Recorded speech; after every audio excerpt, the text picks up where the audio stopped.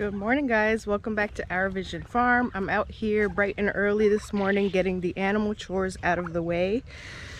We're supposed to be getting some freezing temperatures this whole weekend here in Central Florida.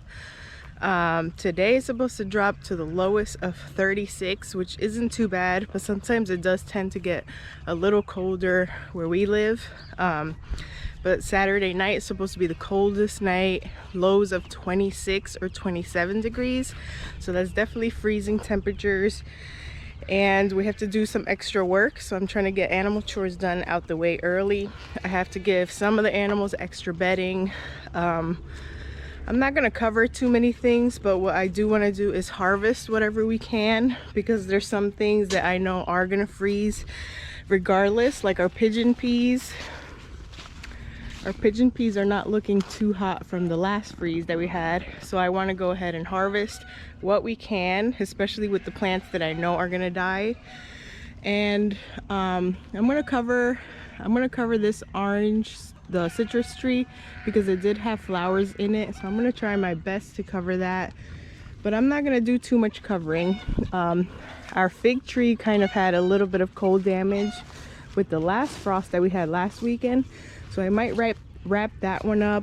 But our newly planted peach and nectarine trees and the pineapple guava trees should be fine, so I'm not too worried about those. And there's just some things that I just could not protect anyway.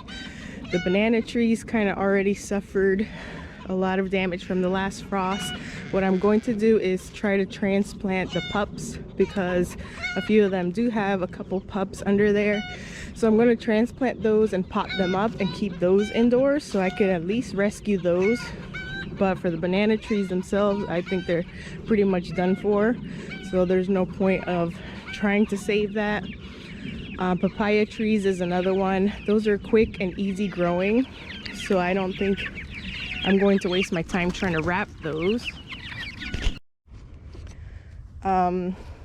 And then just anything that we can harvest, I'm going to try to harvest today, which we don't have a lot of stuff either way, but that's what I'm going to try to get done. And as for the animals, quails and chickens are pretty hardy. Let's get that filled up. So for the quails, what I'm going to do is just give them some extra bedding inside of their little houses. I'm not going to bring the quails in. Supposedly quails can handle up to down to 20 degrees or probably lower, so they'll be fine. I'm just going to put some extra hay inside of their little house, because they have this little playhouse. Sometimes they lay eggs in, so I'm going to fill that up as much as I can with hay, and then that other little shelter right there, they will be fine.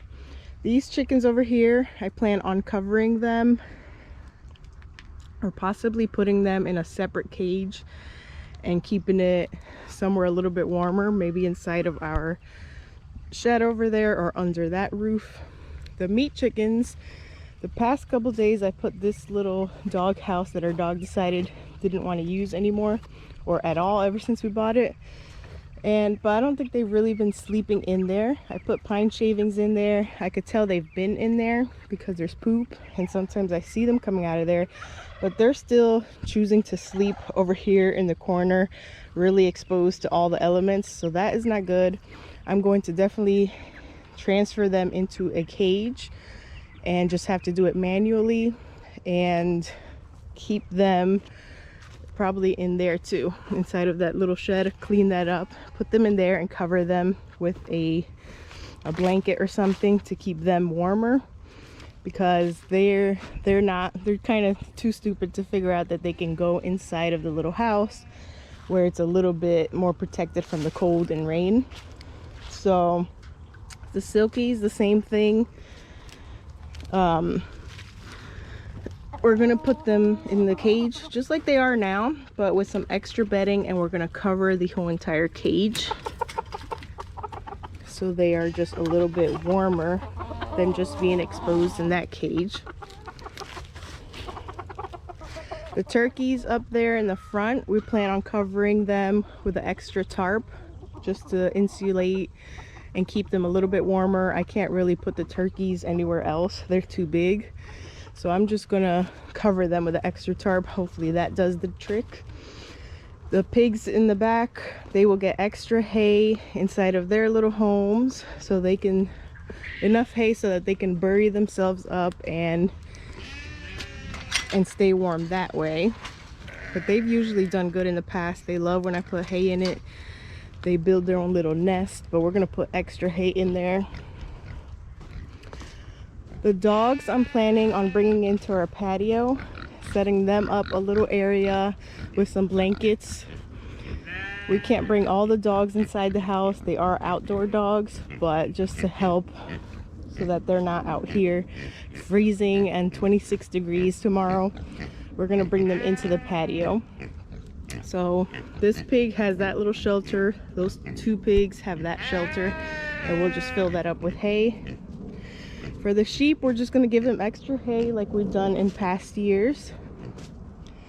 They will be fine. I think I'm gonna keep the Pyrenees out here because she sleeps with the sheep, so I think she'll help keep the sheep warm. But I will stack all that up with hay over there so the sheep can go in there and just huddle up together. But the other two outdoor dogs, I will keep them in the patio.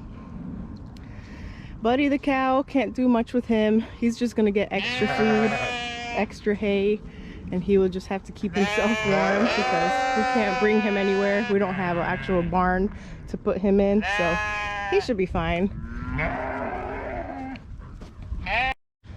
So that is what I am up to today for preparing for this freezing weather this weekend. Just gonna do what we can with the plants, save what we can. We do have a lot of veggies that are not gonna freeze, like cabbage, carrots, collard greens,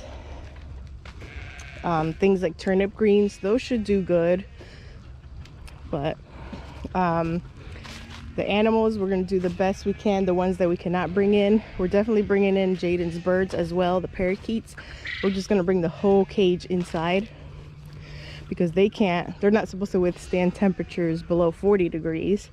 So definitely got to bring them in.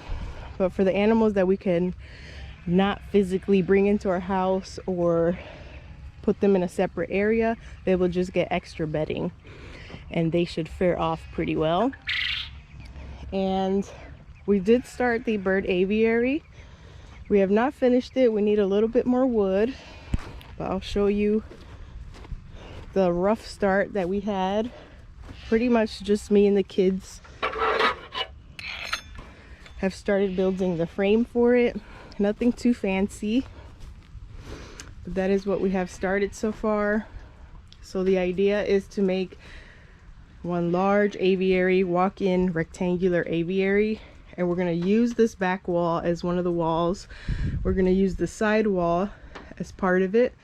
So all we pretty much have to do is cover this whole front. We're going to do the door over here, cover the whole front with that material, the cage material, cover the whole left side with the cage material, and fill in all these gaps up here where that under the metal roof there's gaps that snakes or birds can fit in.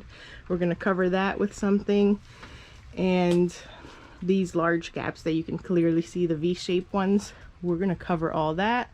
We put just some material on the floor to help with animals digging in here. We just kind of overlapped chicken wire. We had this rubber mat and some of this fencing material, but all this is going to get heavily topped with mulch as well. We still have our mulch pile over there, so that's what we're planning on doing here, layering it up with a couple inches of mulch. And this material underneath is just so that no animals are digging in, or at least it will help keep them out. And then as it gets like really dirty, we can remove the mulch and put a fresh new layer of mulch or pine shavings or whatever other material we decide to use in the future. But that is the start of that. We just got to get a little bit more wood so we can do the door and another part right here. But that'll be quick and easy once we get that, the fence material. That'll be easy to finish off and staple on. And I did finish leaf mulching my garden back there, if you can see where the chickens are.